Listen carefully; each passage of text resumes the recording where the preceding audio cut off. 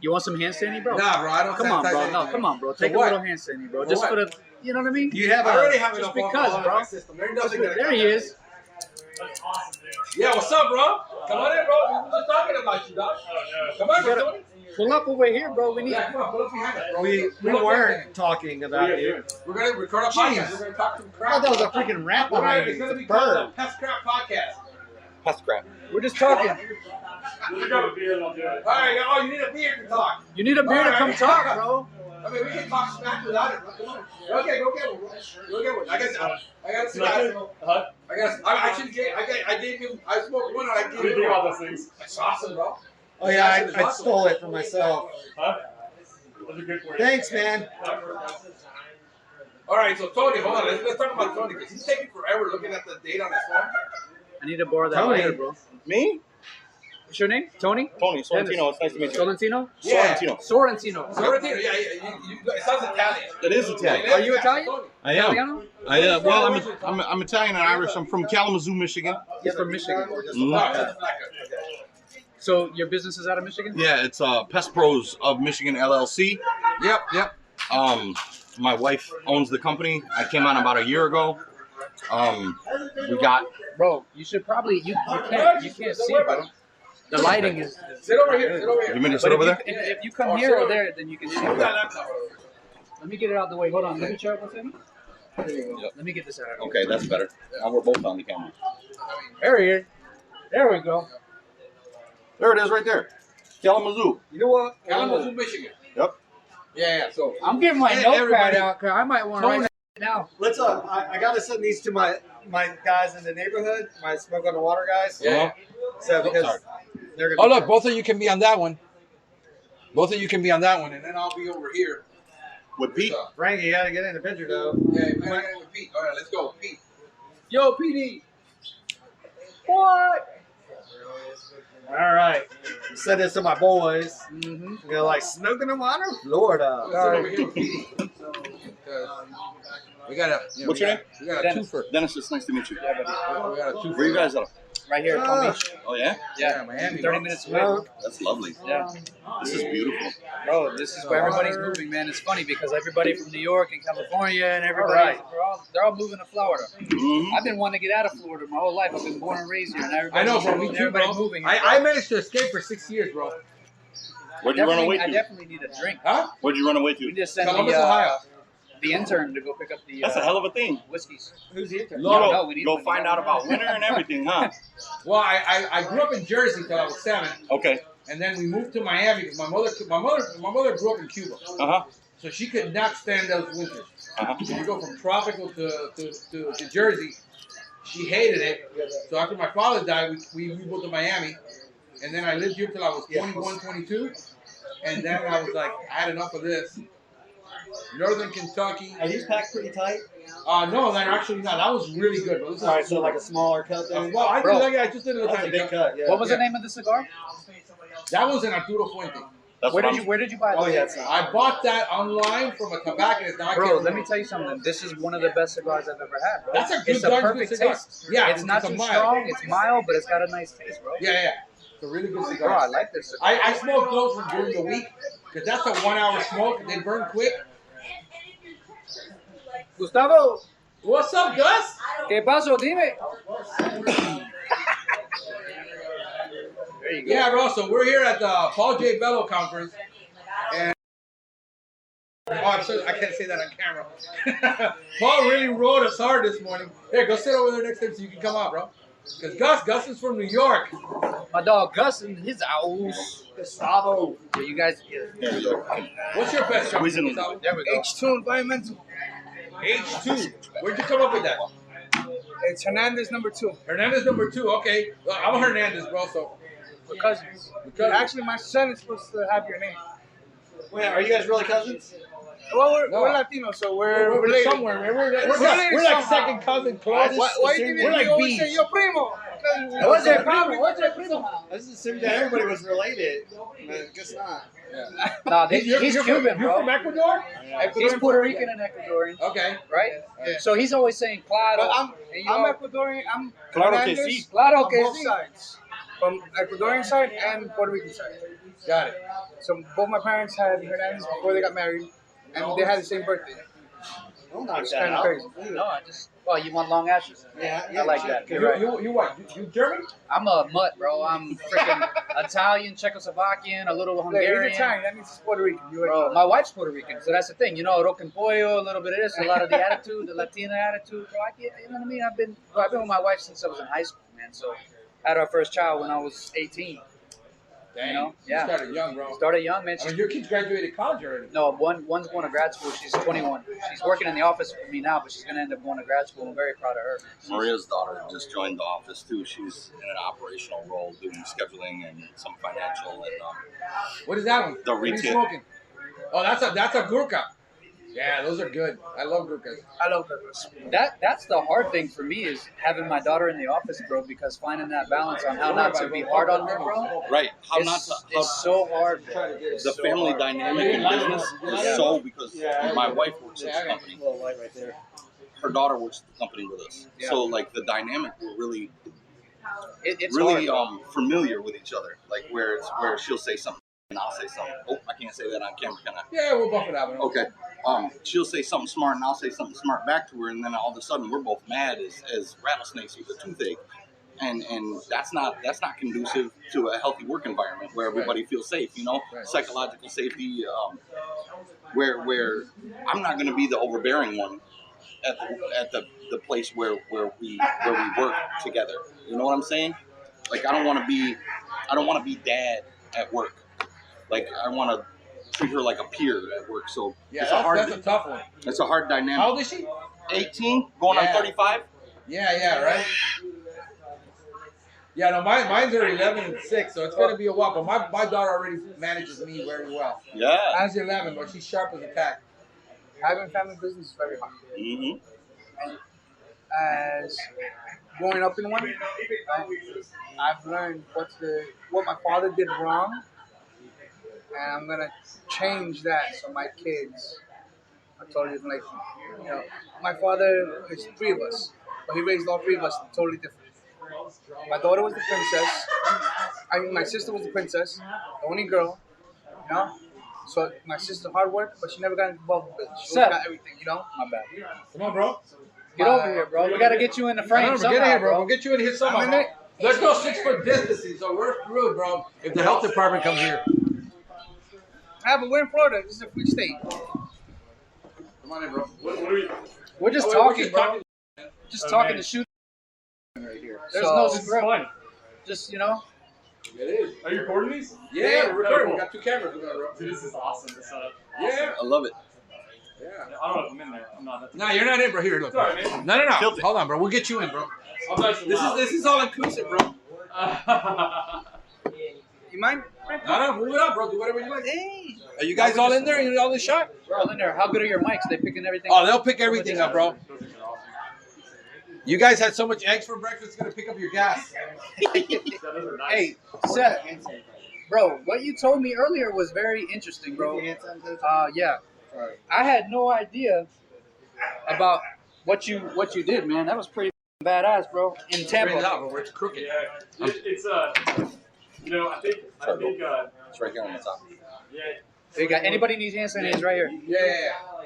So, Seth, man builds a $9 million company, Envirotech, and sells it in 4 years. Yeah. Door to door. You know, here's the thing, man. Here's the thing. I think what people have to realize about building these businesses is that every business is different, right? And so it doesn't matter what our companies do or don't do and any of that stuff. What matters is that people get committed to hitting their goals and whatever their personal goals are. Yeah. So, you know, so whether it's pest control, whether it's stuff that we're involved in all the time in the technology space that's outside of pest control, as long as people that get focused on what they want to do and what makes their families happy, that's what matters. You know what I mean? Yeah. And that's all that really matters, man. Oh, you don't smoke cigarettes. No What, cigars, you get a man. beer? Huh? You get a beer? No, I agree. So, I don't know, bro. I just think it was remarkable because I didn't really know your backstory. I seen you on Facebook quite a few times promoting the Pest Daily stuff, but I had no idea who you really were, bro. we don't really talk about any of our personal stuff at all, man. It's just not, we're not about that. Well, I mean, but it's pretty relevant when you're doing consulting. People want to hear that, man. People want to know that you were very successful and you had a $9 million business in 4 years, bro. That gets me hyped up, bro. I'm like, damn, I want to know more about Seth now. He built a business in 4 years to $9 million. That's interesting. We don't really, it's interesting, man. We don't really talk about anything we do ever, and that's because our business is that. It's funny because you see all those commercials on YouTube and everything, and they're always showing their Lamborghinis and what they've made and what they do, and they're trying to sell you on how to become like a marketer guy or something. Because that's what they do is like they go to these seminars to go like you got to sell yourself as an individual. You're the brand to sell our software, sell our program. Yeah. And it's fake. Yeah, a bunch of bullshit. Half of those guys, they're renting the Lamborghinis that they're promoting. That it's a lot. They're selling you on a program that might not even be true. Yeah. And they have seminars that teach you how to do that. It's crazy. It's the new era of Arbonne or whatever, right? You know, like what are those? I don't know all the triangle ones, but and they're teaching everybody to go, but do it on a Facebook aspect of it now. And so they might like. I mean, how many times have we seen videos online where someone's like posing in front of a Lamborghini and the guy was, "Hey, get off my car, man!" Yeah. You know, like they're. You know what thing's interesting? Those kind of ads, they kind of drive me crazy, right? Because like one of the things I find interesting is like when people go and they post stuff out there, they want the image that they're like projecting, right? And the thing I find is like, and you guys know this, you guys see these guys post all this stuff, and most of these guys are renting these cars. Most of these guys, and it sucks because a lot of people follow it. You know what I mean? Yeah, I mean, if you're into the I want to be rich and I want to be rich quick, you fall for that trap. But building a business is freaking hard. I mean, how long you've been in it since you were what, like 14, 16? I've been running it since I was 16, but I've been in it since I was 8. And how old are you now? 38. 38? Yeah, so it's freaking But hard. for me, it was different because my father taught me how to exterminate. He never taught me how to run a business. How to run a business. So when I started running the business, I was 16. I was a sophomore in high school, junior. I didn't know how to run a business. I knew how to kill. But that's it. You probably know how to hustle. At the same time, did your father know how to run a business? You know what? So half and half. Because from where he came, like where he started off, when he came to this country, he had 3 jobs. He started the business, and he did real good for us. But he never taught me about how to grow the business. Hey, Paul. Have a seat, bro. Hey, bro. Everybody's gonna be on this podcast. Come on, bro. I'm sorry, go ahead. So he never taught me how to run the business correctly. He taught me how to work in the business. Right. So, I was young and dumb. I'm 16. My father just went blind. I'm in high school. So I just started running the business, doing jobs, making cash. My pocket's full. Right. But you're young and dumb. You don't think about the future. You don't think about, how am I going to get, keep on getting reoccurring, income. Right. So here's the thing. Like, if we really think about it, you go to school to learn how to run a business. Who's teaching you? Somebody who reads it from a textbook? Somebody who's never ever ran a business? But they're teaching how to do it, right? Those that do can, but the same as those that can do, those that can't teach. Right. And then you go, and I have this conversation with my 16-year-old all the time. I go, I didn't leave a hospital with a manual on how to raise you. I am trying to figure out how to parent myself. This is all new. I just spoke about that the other day. And it's the same thing in business. It's all new, right? Like when we talk about the triangle thing, we got Arbonne, which is like you went to a seminar. Then there was those commercials. You remember what commercials are? It's like a segment between a show, at night, and then they go, hey, you can stuff envelopes and make this much money, and now we're in a new era where we're like seeing it online as well. So those aspects have changed a lot, but to sit there and go like, my dad didn't really, hell, he was flying by the seat of his pants too, Yeah. Well, Texas, this is America. Texas is weird. And, you know, it's all different. Or, you know, there's always new construction on the road. And, Yeah. you know, things change. And you just go, I don't know how to figure this stuff out. But you know the concept of business. Yeah. And you go, I know the basis of it, and we'll figure it all out because that's how all businesses are run. They don't like create it. They just kind of go with the flow, and then things change. They had that capability of adjusting and making those changes to be successful. Definitely, bro. You know, Learning experience every day, bro. And when you're a business owner, you have to know everything, man. So it's hard, bro. Especially when you're just starting out. Of our business, 21 years. 21. And the last 5 years, is it the same as the first 5 years?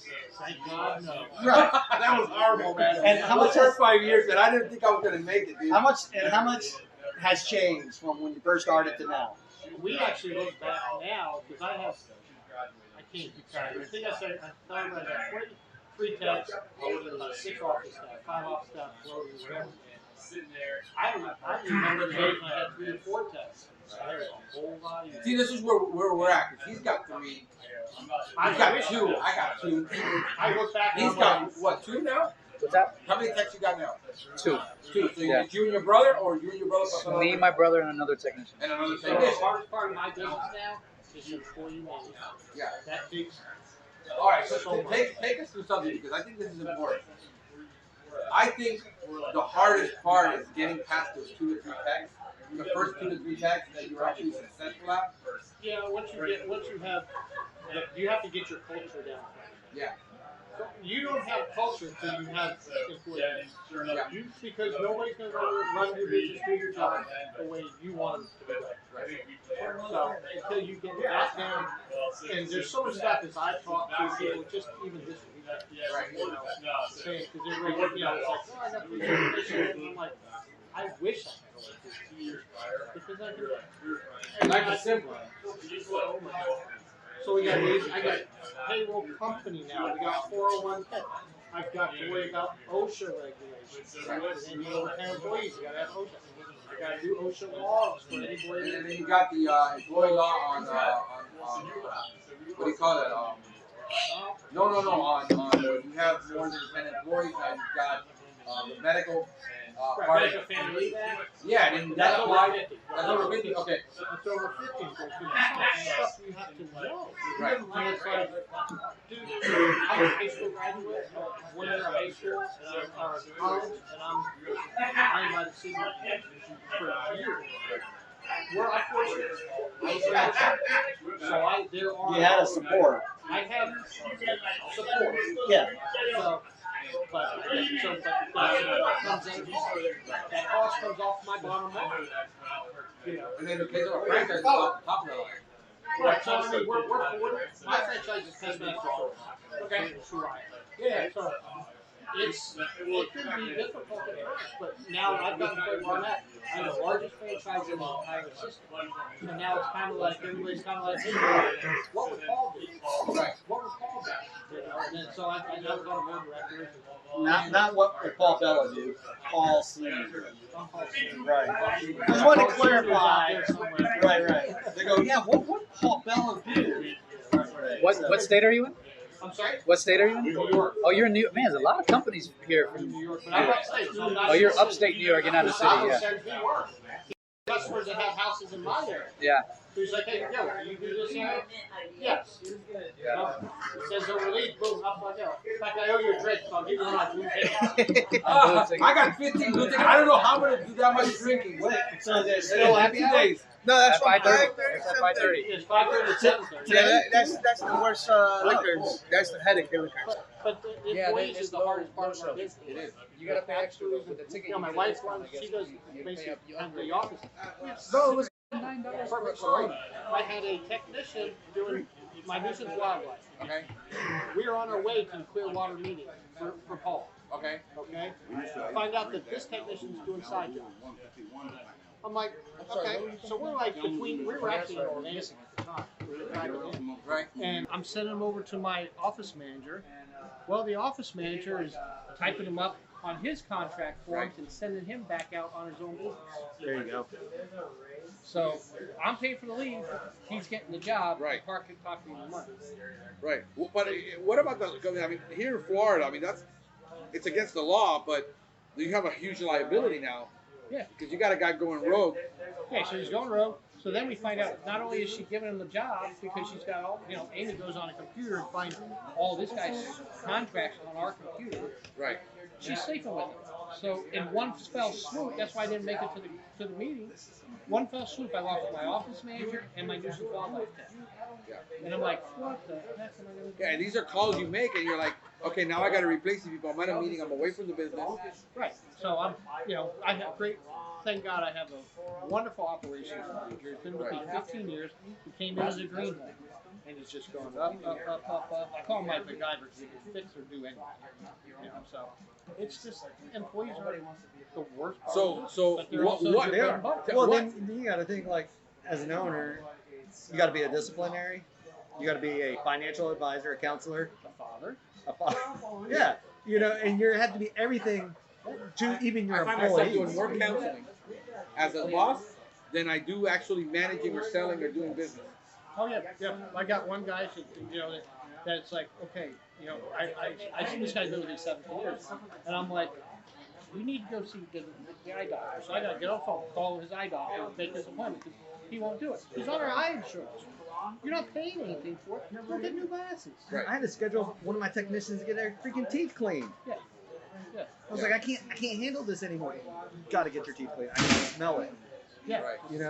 And you can see it. Yeah, it's Right, like and you had how many employees when you sold your company? 38. 38 employees. Yeah. And so but I'm at the point now where Amy and I, we've been traveling for the last 6 weeks. 3 out of the last 6 weeks, we've been here in Florida. Vacationing? Yeah. And you can't really enjoy it because you got to. I can because everything, Yeah, we're so you got digital people? now. Because you got an ops manager and. I got an ops manager. He says, just go away and leave me alone and let me run the business. It's just easier if you stay in the same time zone. It is easier. You're going to freaking like Europe and you got to operate 12 at night to 5 in the morning. We've done that before too, but It's I a mean, nightmare. we're printing out payroll, so we have to do payroll. So we're printing out payroll sheets this morning over here. Yeah. So we'll be doing payroll this morning. Yeah. It's employees are. Yeah, I was doing payroll on Wednesday. I said, crap, I forgot to do payroll. I got to run it before 7. I'm here and then my battery's running out because I left my charger for my laptop. I left it plugged in, so I had to order one from Amazon, have it shipped to my room in Orlando, and I didn't have so I got to log on, and I'm like, oh crap, I got to do payroll. It's Wednesday, so I'm here running payroll. And it's like, it's nuts. And nobody understands it. We're in the middle of switching payroll. So, like, this will be our first, this will be a ghost payroll, so it's going to be, we're doing 2 payrolls. One with the old company, one with the new company. And we got to make sure everything lines up. Right. But, just stuff like health insurance. 2, 3 guys, that's not on your radar. But, everybody's got to offer health insurance. And now you got to shop that every freaking year. You get like the best rates. Well, I'm with ADP now. I'm getting with ADP, so hopefully my old company doesn't hear it. But no, I'm getting with ADP. I'm saving my technicians. They were bitching. They were fighting all the way. I don't want to switch. I like who I'm with. Yeah. I'm like, but you're going to save $250 a month. And Whoa! But- I'm on board now. And you save them money, but how much time does that take away from your schedule? Because that's where now you're at the point where it's like you're meeting with all kinds of people. Yeah, I don't have to do anything now. Yeah. Because ADP, we went with the ADP full source. So they do our 401k, Yeah. our health insurance, our prevention. So we do a lot of government contracts. So part of the government contracts is you have to send in your reports every month to the government with your invoice saying, okay, yes, I paid prevailing wage or wage determination rate. So you hire a tech at $15 an hour, and you look at your wage determination rate, and it says in Dade County, an exterminator on a government contract is supposed to get $22 an hour plus $4 or $5 an hour health and welfare benefits. You have to factor all that in. You got to show it on their timesheet. You got to show it on their payroll stubs and everything. So, and that's like the back end of things, but you got to think about like uniforms. Oh yeah. So because you make changes on that all the time. office supply company, and so you're like, so it's like this endless stream of like. I have a running joke. We've gone through 3 Amazon Prime drivers because of bad backs who we bought buy so much crap. Yeah. You know. It's, Yeah. So you spend most of your time shopping all over the place trying to find better alternatives, ways you can save money. Had a national uniform company that wouldn't deliver all the time. Just we're just a number. Go with a local guy, saving me money, but I still spent $1,000 a month on just uniform. My fuel bill is almost $9,000 for just putting gas in the truck. Right. $9,000. And you're up there, which is probably higher than we are down here. I don't know. But you don't have, you can't pump your gas up there. That's Jersey. Oh, that's okay. So you can do it in New York. That's Jose. Okay. Jose Solano. He doesn't have to punch his here. But you pay for that luxury. Yeah, of course. But I'm fortunate. So in my area, I don't have a lot of people. Right. So, and we are the top company around. A-rated, Angie's List, Home Advisor, Yelp, straight across the board. Great reputation. Everybody loves it. And then I got baseboard shop, or we're IPM based. So Yeah. and then I got baseboard. I know. I got it. I'm the only probably guy in the area doing IPM. Right. And we've been doing IPM for 30 years. Right. As a test master, 20 that I've been in business. But I've been in the business. I've been in the. I put my teeth in Miami. I graduated from Miami High School. So I work for. So you know this area well, yeah. That's where I am. Yeah, I know. I graduated Miami Beach High School, but I worked for a company out of Kendall called Avon Pest Control before Hurricane Andrew. When I was doing it. Right. Pull it. Yeah. Yeah, just turn it. You gotta tell me to jump over. No, out. There you go, bro. I told him to pull it, and I didn't realize he had to push it. I was like, pull it over, man. That was like live action Far Side comic right there. We're so much more than regular pest control. Because everybody, you think pest control, what do you think? Bed bugs, termites, roaches, mice, rats.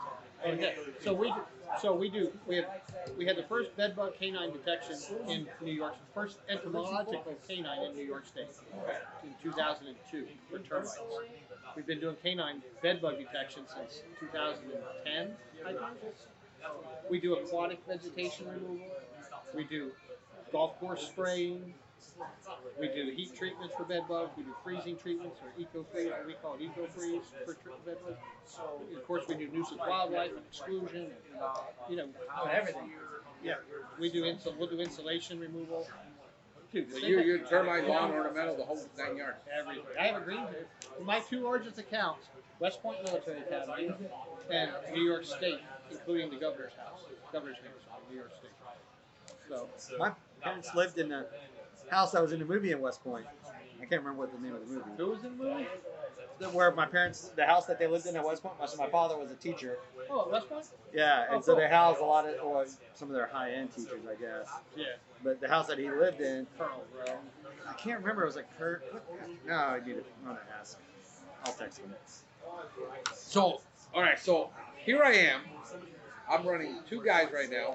I was hopefully gonna start a 3rd one, and COVID kicked my butt. Knocked me on my butt. I lost probably 100,000. And see, we're Wait, COVID did? because of COVID. Wow, We lost government contracts. That's crazy.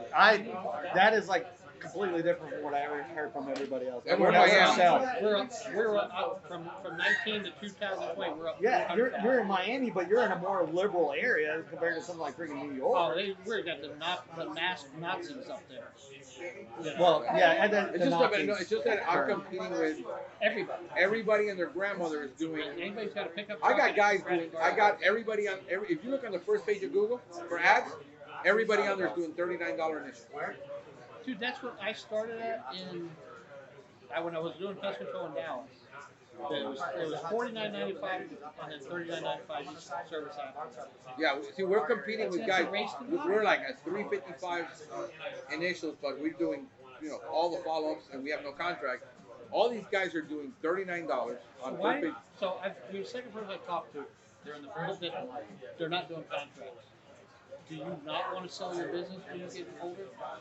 Because you Yeah. no value if you don't have a contract. Well, from a lot of the guys that I've talked to in the industry, they're looking at the. I mean, all these guys have been with us 7, 8, 9, 15 years since I But started. if I was a buyer coming Right. in, I'm gonna say they've been with you 8 years, and I'm gonna come in.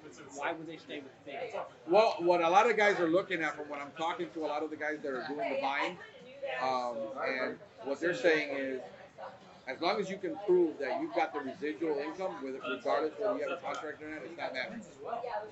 Most of the guys, all the contracts in Miami, all of them, even under contract, any big brand, Here's the They thing. can all get out of it. I mean, ours are service and agreement.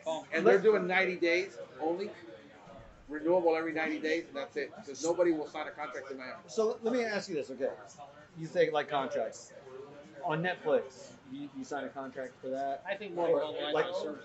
right, Lato? No, you don't. Not even like really HVAC companies. What they're purchasing is your system, essentially, right? Where the value is in the client. So when they see like that reoccurring revenue, that's good enough for them, right? And it's the same way like when they purchase like something like a subscription box. There's no agreement. Half the people can leave. Half the people can leave if they want, but you're selling the program, you're selling your brand, and essentially it comes with the client. You know, and that's why like brand is like so important because you're selling way more than You have just contracts your with your company? I mean, it was an agreement to enter their property, but that's it. That's it. And you had. So I have service agreements. I mean, I get I think Because about if the you got a 1-year service agreement, anybody can walk away Yeah, after a year and- after they buy the business. right, but all mine automatically renew. It's in the contract. turf care companies, like people sign up when they call, no contract, and you can sell all the time. Like, New York State, you have for turf, you have to have a contract. yeah, we have to have a Well, contract, we got a contract. but it's not like you're locked with this for 2 Yeah. years. No, I mean, I'm never. No, we have an agreement. Our agreement is like that long. Okay. Yeah, we have an agreement, but we don't have the customer locked in. Right. So all of the customers Cancel have to sign. anytime. Yeah, I mean, we got a mediation clause. Yeah, we've got everything in our contract, but we don't have it. When we think of a contract, we think of locking the customer in where they're in for That's why I tried.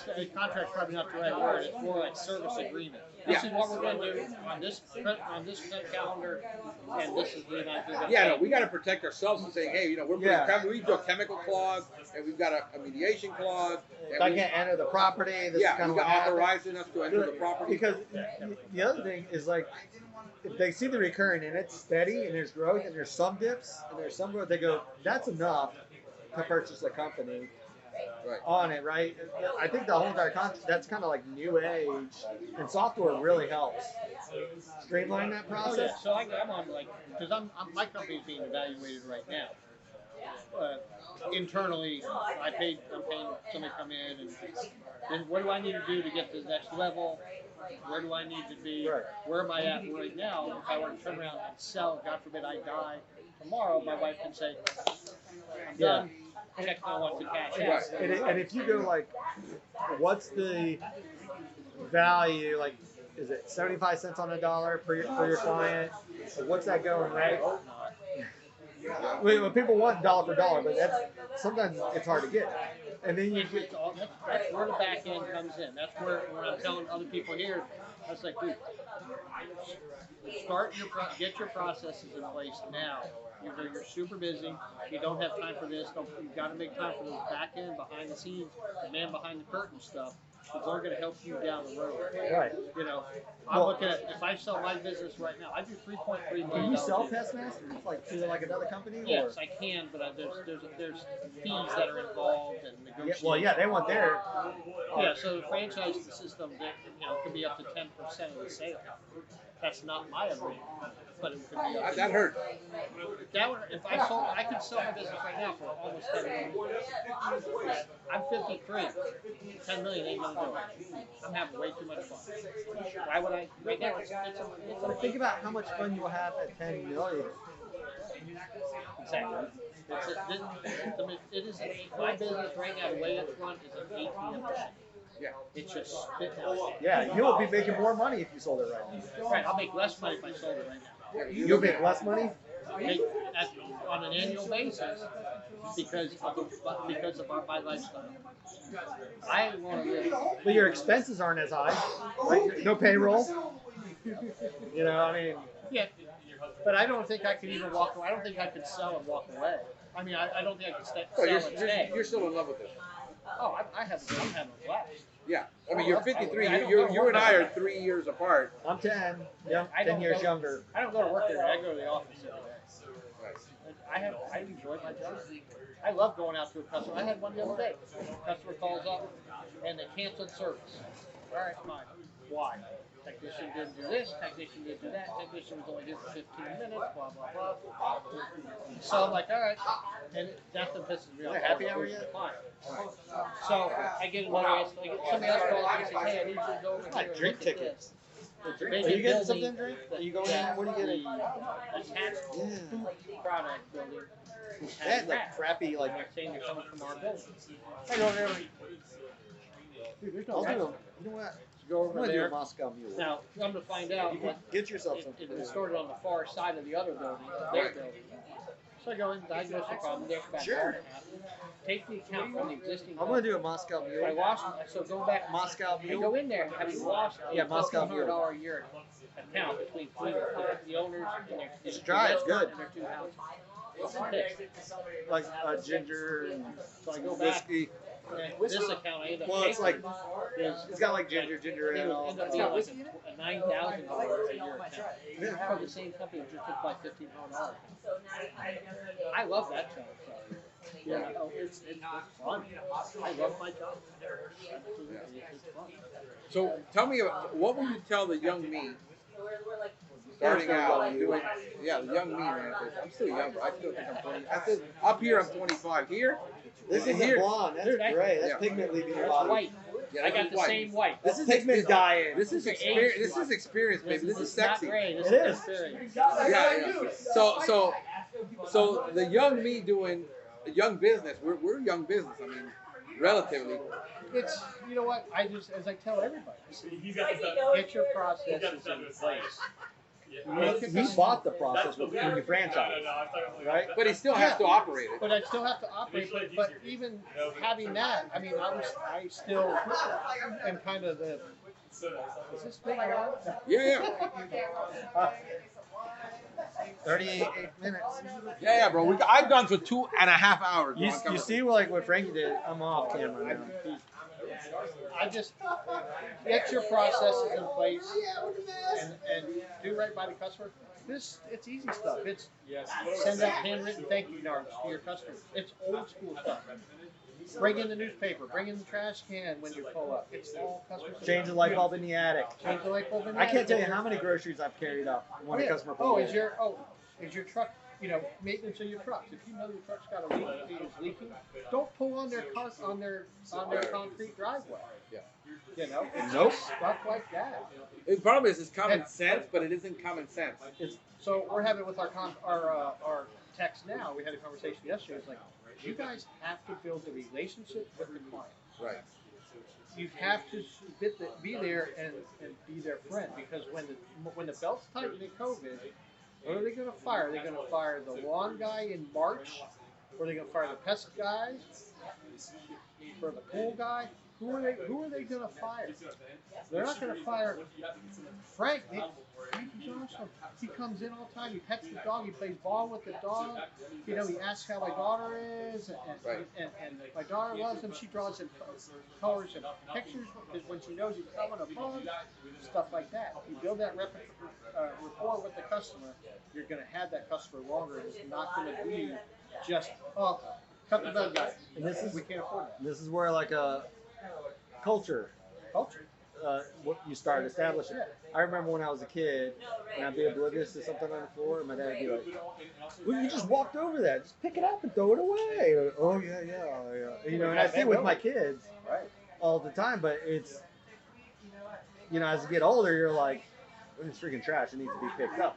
So it's like being self-aware of like trash or like oil leaks, but then also seeing. Finding people's needs, like trash thing, it's empty. Save them a trip. You're already there, and you start establishing that culture. Right, you're going around the outside, and their gutter leader fell off. Put it back on. How hard is that? Hey, by the way, I said the gutter was off. You know, I had somebody check it. You know, or we do leaf gutter cleaning. You know? How many times have you gone into a house and you've seen the top sash a little down? Right. And you're like, hey, your top sash is down, so I went, pulled it up, locked it for you. And you're like, what? Exactly. What is it? Under promise, over deliver. Hey, he said, do you want it with whiskey? Because he said they make it normally with vodka. Do you want it with vodka? No, you go ahead. Yeah, do it with vodka. Yeah, I'm sorry. I don't. Why did I say whiskey? It's a Russian drink. Yeah. Like, You're good with the vodka. yeah. What the heck? I don't know. It's a Scottish Moscow Russian. Mule. Yeah, but it's like vodka. It's a vodka base.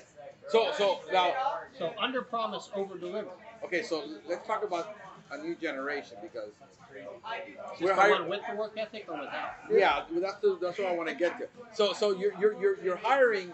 You know, everybody seems that I talk to, about 50% of the people that got into this industry got in somewhere between 18 and 25.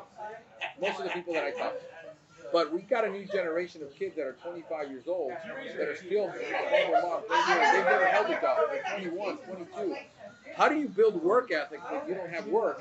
And how do you hire somebody like that and then train them up to notice when they run over their underwear at home? So I just went through this. I have our pastor's family, we hang out with the pastors on the weekends. Right.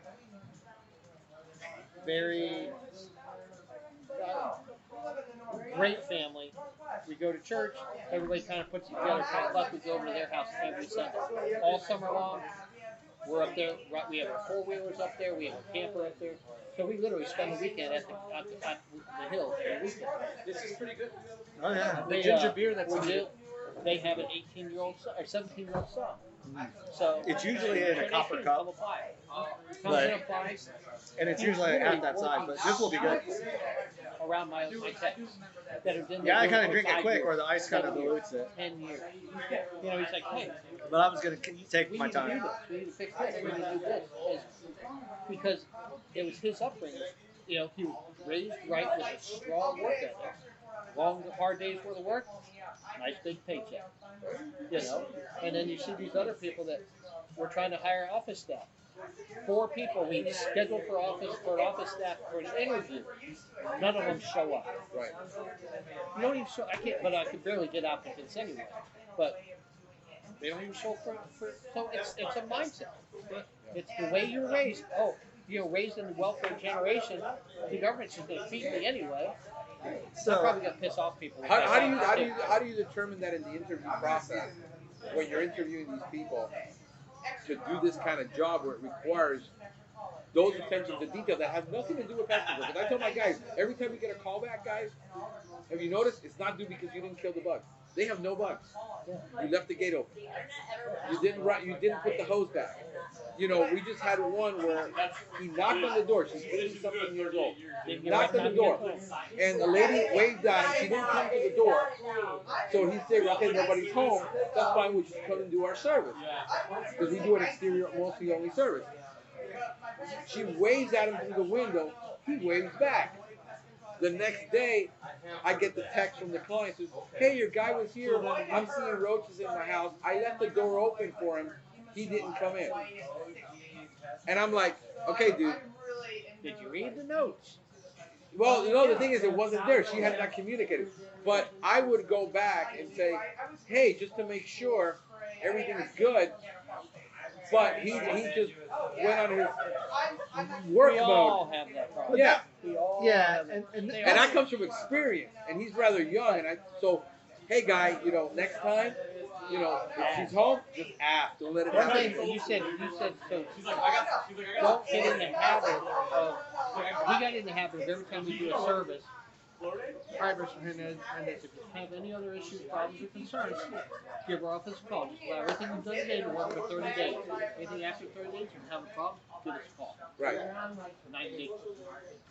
Quarterly service. Right.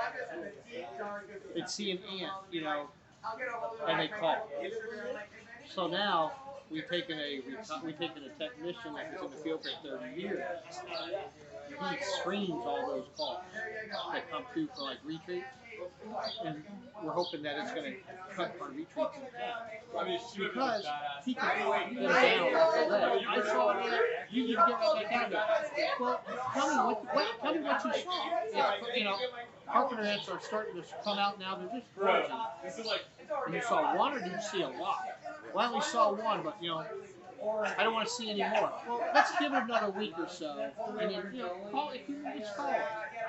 And so instead of my office manager, they would automatically, oh, you saw that? We'll get you right back. So we're kind of pushing backwards against the client. So you're just training the CSRs too to understand, hey, you know, Emergency. figure it out if it is, because I get it all the time. I said, I found out, did you see it on the inside or did you see it outside? Well, I saw it all over my fence. The fence is 30 feet from the house. I said, you know, we can't eradicate, but we're covering you on the inside. Are you seeing any on the inside? So, okay, so we just did a service. The bait should work. Again, give it time. So what I'm trying to get to my guys is every time I get one of these, hey guys, and I have a top 10 list of things that we put in the truck. Make sure these 10 lists are done. Do you have a written scope of work? Yes. Yeah, I mean, if you listen to me, you know I'm big on protocol, policy, procedure. Everything is about protocol, policy. What you've been saying. And so every time I just finished updating that list of things that you have to knock on the door every single time. Because we are, like we even do lawn.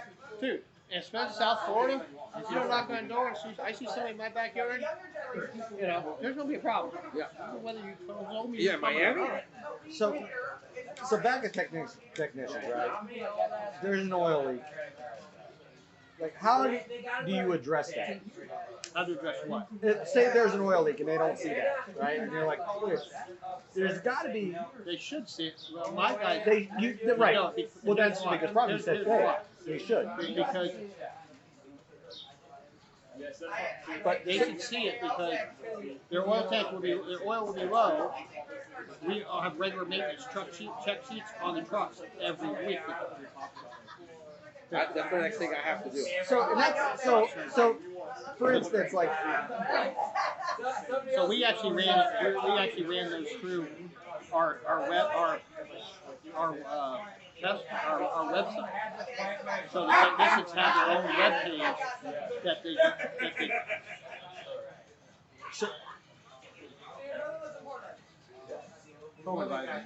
So, but you're dependent on, like, they should know, or like a protocol. And the thing is like, so I had a guy show up, and his uniform was like wrinkled. And I was like, you need to go back home, iron your stuff. And I go, we can't have you go out. I go, you look at yourself. I go, you look like a hot mess, like you rolled out of bed. And you're explaining this to it. And sometimes it's like, they never hear this side of like why it's completely unacceptable, or why they should come to work wrinkle free, right? Because they might get a job, like their first job was at a grocery store. Their job was to bag groceries, communicate with the customer, right? Then their next job was like Home Depot, like direct them to the aisle, right? But there was like no like coaching at all with this stuff, right? Because we forget that a lot of these people, when they come from like another company, they're just a number. Right. They're just the problem is the perception of the customer. If you show up all disheveled, what kind of work are you? Can you put a clean shirt on? What kind of work are you going to provide? Right, and so this is kind of where like culture and like and coaching things, right? So because I could have gone like, you need to change your stuff, man, and like send them home, but instead like explaining why this is completely unacceptable, or explaining why like you pick up that, man. It's like. It's just there. Yeah, I just never really thought about that. You know, and now that like you've taken the time, I'm constantly coaching on getting out of my biggest thing is get out of production mode and get into customer service mode, because they're in that production. I'm looking for the webs. I'm looking for this. I'm looking for that. But they're not looking at all the other stuff. Like I had one guy, I literally 35 years old. He did not know how to clean a car. 35 years old. I had to take him by the hand and say, this is how you actually clean the vehicle. Look at all the garbage in between. Yeah. But see, but Because it's not their vehicle. it's not their vehicle. But see, and here's No, he told me I've never cleaned my car. well. So, but it's still like it's not so much of like culture. You're almost like coaching them. So like we had creating a culture is also like giving them an experience, right? That so like sometimes if like we had a technician that was sick, we would send like food, like noodles, soup, or whatever, right? Give them that experience because when you're naturally giving, it starts the trickle effect, right? So it's not like necessarily go, well, this is wrong and this is why, but starting to spread that experience and letting them experience that. That is the whole thing about culture. It has to be created to where And enforced. because and enforce and coach, because it's not so much about, well, we did the training. They signed the manual. They filled out the paperwork. My manual is 30-something pages long. You're not going to remember half of the crap. Exactly. That's and so like there's that fine line of like when you coach and kind of explain why this is almost unacceptable, but at the same time give them that experience, so allow that stuff to trickle in, because then they know what it feels like. So how many pages is your handbook? Man, it has to be like 20-something, 30. I got to look at it since Mine is 67. Yeah, I mean, how the heck? 67, and now I have addendums in it. My addendums are stuff like. So how often do you go back in there and review that stuff? Every year. Every year. Yep, every year. Well, now we've gone completely digital, so everything on here. So if the tech wants time off, he has to go onto the website and click on time off request to the point that every box is fillable I just gave me an idea to put our employee manual online. so that they can review it whenever they want to. Right, but so if they ask for time off, every single box has to be filled out, including total amount of how much time is available in your vacation bank. So you don't have to go back to payroll and say, oh, if he got any hours left, because in a year you're not going to remember. But my wife Amy, she got all this written. Yeah, that's I'm gonna do that. I'm gonna put our manual online. Yeah, so this is what we have on ours. Yeah, but you've got one extensive hell of a site built out. I mean, that thing is massive.